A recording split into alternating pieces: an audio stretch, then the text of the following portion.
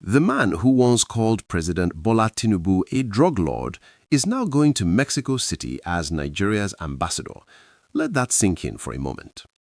President Bola Ahmed Tinubu has today, Friday, March 6, 2026, officially approved the posting of 65 ambassadors and high commissioners to countries around the world, and the name at the very center of every conversation is Reno Omokri, former aide to ex-President Goodluck Jonathan, now confirmed as Nigeria's ambassador to Mexico.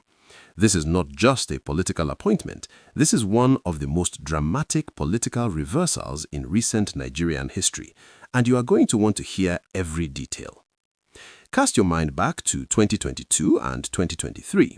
Reno Omokri was everywhere, on television, on social media, in press statements. He was one of the loudest voices against Bola Tinubu. He called him a drug lord. He said he would never work with him. He even went to the United States and claimed he had gathered documents to prove his allegations, and Nigerians watched all of it unfold in real time.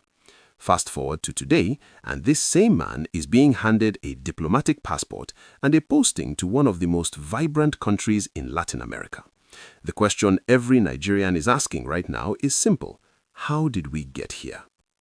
Here is what Omokri himself has said. When Tinubu won the 2023 election and the Supreme Court upheld that victory on October 26, 2023, Omokri said he accepted the ruling and publicly withdrew his past claims 2 days later. He then traveled personally to Chicago State University in the United States and said he found that Tinubu did indeed attend the university, directly reversing what he had been saying publicly for months. He went even further than that. On October 1, 2024, he said he met President Tinubu privately, looked him in the face, and apologized. He told him, in his own words, that he was not being malicious. When asked on Channels Television why he accepted the ambassadorial role after saying he would never work with Tinubu, he made a careful distinction. He said the question he was once asked was whether he would work for Tinubu as an individual, to which he said no.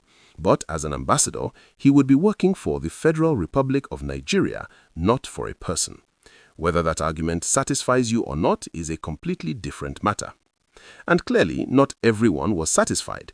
Even before today's posting was confirmed, a US-based Nigerian activist named Baba Adam had written a formal petition to the presidency on February 15, 2026, demanding that Omokri's appointment be withdrawn. He argued that a man who called the sitting president a drug lord had no business representing Nigeria internationally, and that allowing such an appointment could expose the country to embarrassment on the global stage. Isaac Fayose, brother of former Ekiti State Governor Ayo Fayose, did not hold back either. He appeared on his Instagram page and described Omokri as a clown, asking pointedly what the difference was between working for Nigeria and working for President Tinubu. And in the Senate, during the confirmation hearings, some lawmakers, particularly from the southeast, pushed back hard. Senator Osita Engu of Enugu reportedly led fierce opposition, not only because of what Omokri said about Tinubu, but also because of Omokri's past comments about Nnamdi Kanu, which many in that region found deeply offensive. The Senate's internal WhatsApp group reportedly became so heated that senior lawmakers had to shut it down temporarily. Yet, despite all of that noise, despite the petitions, despite the online outrage, despite the floor fights in the Red Chamber, the Senate confirmed him.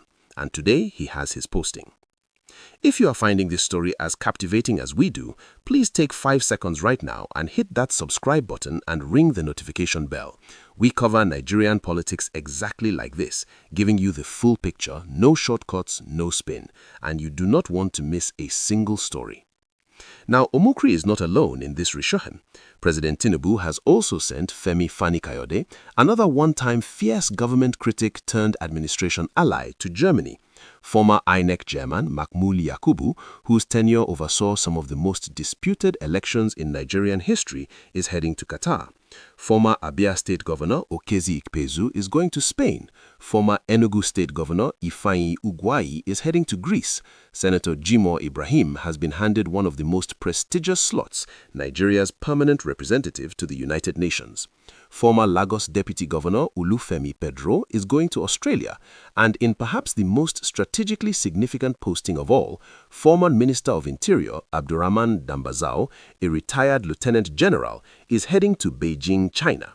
Given how deeply intertwined Nigeria's economic future is with Chinese investment and trade deals, that posting alone deserves its own full conversation. The Ministry of Foreign Affairs has already received necessary diplomatic clearance from the United Kingdom for High Commissioner Aminu Dalhatu, and France has similarly approved Ambassador Ayo Oke for Paris. The remaining postings are awaiting diplomatic clearance from their respective host countries before the ambassadors officially assume their duties.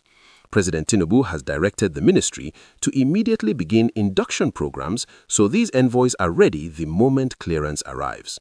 So here is where we leave you today, and we genuinely want your opinion on this. Reno Omokri once called this president a drug lord on national television, then apologized, then got confirmed by the Senate, and is now heading to Mexico City as Nigeria's ambassador.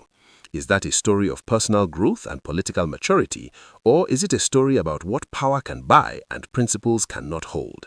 Drop your answer in the comments right now. Is Omokri the right man for this role? And do you think this kind of political reversal should be rewarded with a diplomatic posting, or should it disqualify a person entirely? Let us know, share this video with someone who loves Nigerian politics, and make sure you like it because it genuinely helps more Nigerians find stories like this one.